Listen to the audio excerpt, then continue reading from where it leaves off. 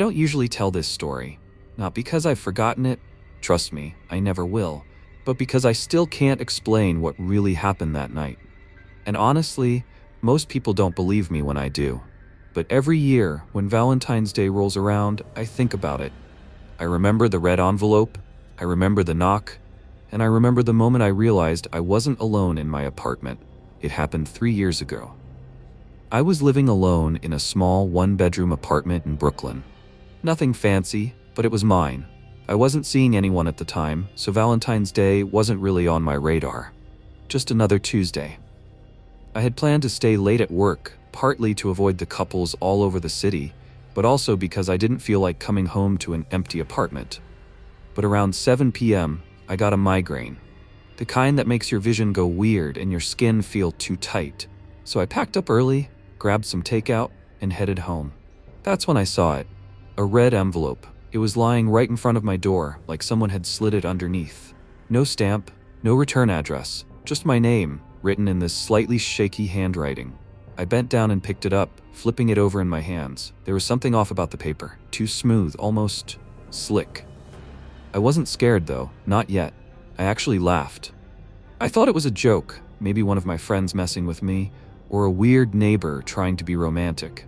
I kicked off my shoes, dropped my bag on the couch, and opened the envelope. Inside was a single piece of paper, one sentence, written in the same shaky handwriting. I snorted. Okay, creepy, I muttered, snapping a picture of it to send to my group chat. Before I could even hit send, my phone buzzed. A text. Do you like the card? I felt my stomach drop. Unknown number. No profile picture. I stared at my screen for a few seconds, my fingers hovering over the keyboard before I finally typed back. Who is this? The 3 little dots appeared. Someone was typing, then they stopped. No reply. I exhaled, shaking my head. Probably some dumb prank. I tossed my phone onto the couch and went to heat up my food. And that's when I heard a knock. Not at my front door, at my bedroom window. I live on the 3rd floor. For a second, I just stood there, my brain struggling to process what I had just heard. It must have been the neighbors, the wind, something. Then, another knock. Soft, slow. I turned my head just enough to see my window. The blinds were closed, but I swear I saw a shape, something shifting just behind them. Then my phone buzzed again. Look outside. Every hair on my body stood up. I grabbed my phone and bolted to the bathroom, locking the door behind me.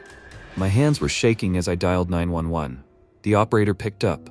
911, what's your emergency? There's someone outside my window, I whispered. 3rd floor. I don't know how they got up here, but they're knocking, and they sent me a message. And before I could say anything else, I heard something. Not from the window, but from the front door. The sound of my lock turning. Not forced, not broken, just turning. The door creaked open. Then I heard footsteps inside my apartment. Not normal ones, but slow, heavy, and wet. I clamped my hand over my mouth. My body felt like ice. The footsteps moved through the living room, into the kitchen, and then stopped. I could hear breathing few seconds later, right outside my bathroom door. My vision blurred. I gripped my phone so hard my knuckles ached. At my bathroom door, I could hear a scratch, slow, deliberate, like fingernails dragging across the door. I squeezed my eyes shut in terror, and then a voice whispered something to me right outside my bathroom door. The voice was so close I could feel it in my bones. They whispered, "I found you." I really thought it was over for me now, that I would be dead that night. While I was crying, shaking, and praying in silence for something miraculous to happen, and also thinking it was over for me, I heard a loud bang from outside just at the right time. NYPD, open up! All of a sudden, the footsteps stopped, as well as the breathing. Red and blue lights were illuminating outside. At that moment, everything went silent, like you could literally hear a pin drop in my room except for the noise outside. And almost instantaneously, the front door slammed shut. I didn't move, not until an officer called my name. When I finally unlocked the bathroom door, my apartment was empty. No signs of forced entry, no footprints, no open windows. But there was just one thing different. On my coffee table, there was a red envelope. Inside the envelope was a new message that read, "Next year, I won't have to wait. I moved out the next day, despite the fact that the apartment was owned by me. I didn't want to risk it. I changed my number, deleted my social media, and just like every other encounters like mine, the police never gave me any feedback about the person that night. The memory of that night still keeps me up, my mind racing with the terrifying possibilities. What if I hadn't called the police? Would I have become just another statistic, a forgotten victim?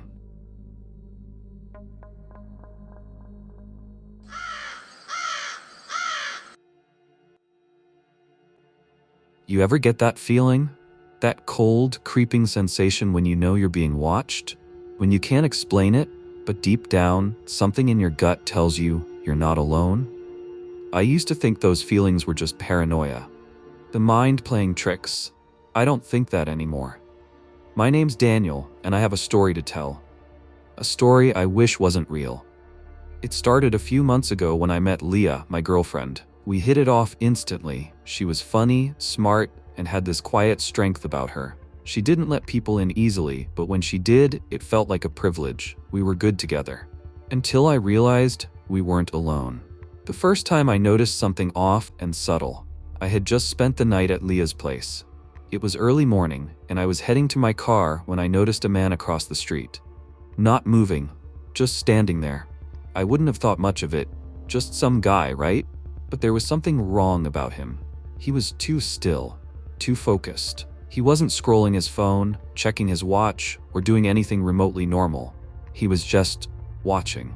I felt my stomach knot up. His clothes were rumpled, his eyes sunken, like he hadn't slept in days. But what got me the most was the way he looked at me. Not with anger, not with curiosity, but with something deeper, something unsettling. I turned to get in my car.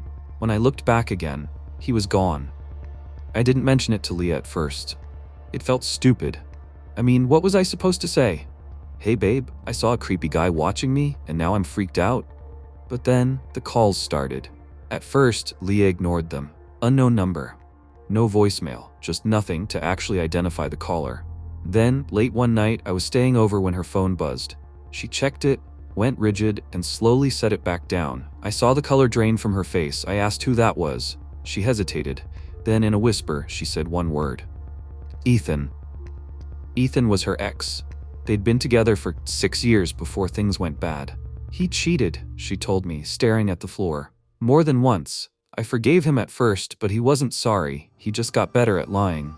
She finally left him, changed her number, and moved to a new apartment across town. But somehow, he found her. He wouldn't stop calling, she said. He'd leave these long, creepy messages about how he'd changed, how we were meant to be together. She blocked him. He always found new numbers. She stopped responding. Then, things got worse. It started small, like things moved in her apartment, not stolen.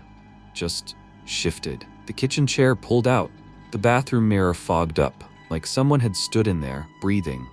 She convinced herself it was her imagination. Then one night, she got home late and found her front door unlocked. That's when she installed cameras. When she checked the footage the next morning, she saw Ethan, standing outside her door for over an hour. Not knocking, not moving, just waiting. She never reported it. She thought if she ignored him, he'd go away. But he didn't. On February 14th, Valentine's Day, Leah and I planned a quiet night in. I picked up takeout, brought flowers, and we spent the evening watching movies. Around midnight, she fell asleep on the couch. I turned off the TV, carried the dishes to the sink, and that's when I saw something strange. The window. Something was outside. At first, I thought it was a trick of the light, just the city reflecting off the glass. But as I was about to move away, I saw a figure looking directly at me through the window. When I looked closely, it was Ethan. He was standing right outside, staring in. I froze for a moment. My body went ice cold. I didn't know how he got there.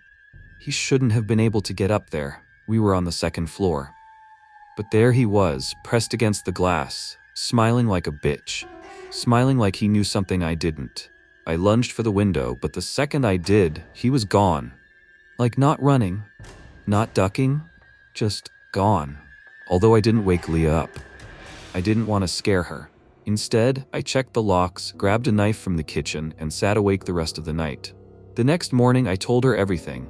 I expected her to freak out and call the cops, but she just sat there, silent. Then she said something that chilled me to the bone. That's not the first time he's done that. I was shocked. I mean, why didn't she tell me all this were happening? The following night, I refused to leave her alone. I had a licensed gun, which I brought that night too. We triple-checked the locks. I set up my phone to record near the window.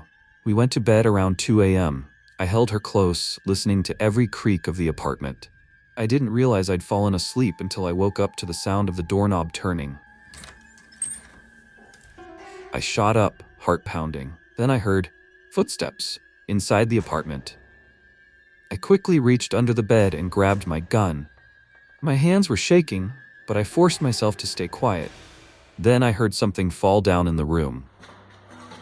And that's when I knew someone was in the room.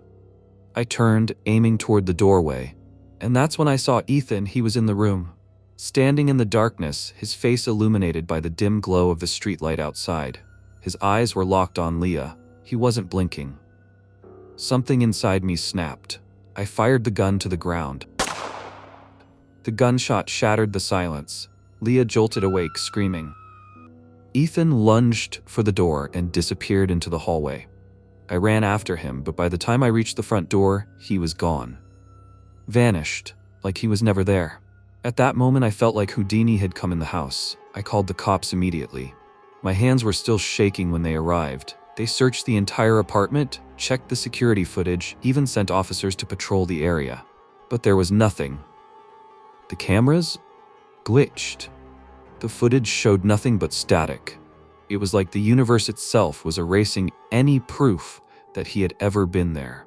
Leah was terrified. She didn't say a word as she packed her things. I made the call the next morning. We were moving to my own apartment. We left the apartment and never looked back. Leah changed her number again. We installed security cameras again. We never saw Ethan after that night. No more calls. No more shadows outside the window. I guess my gun scared him off. He never thought I was going to be armed that night. Leah, on the other hand, is still very apprehensive about Ethan coming back. Sometimes I wonder if he has really given up or just waiting for the perfect moment to attack. Waiting for the moment when I'm not going to be at home.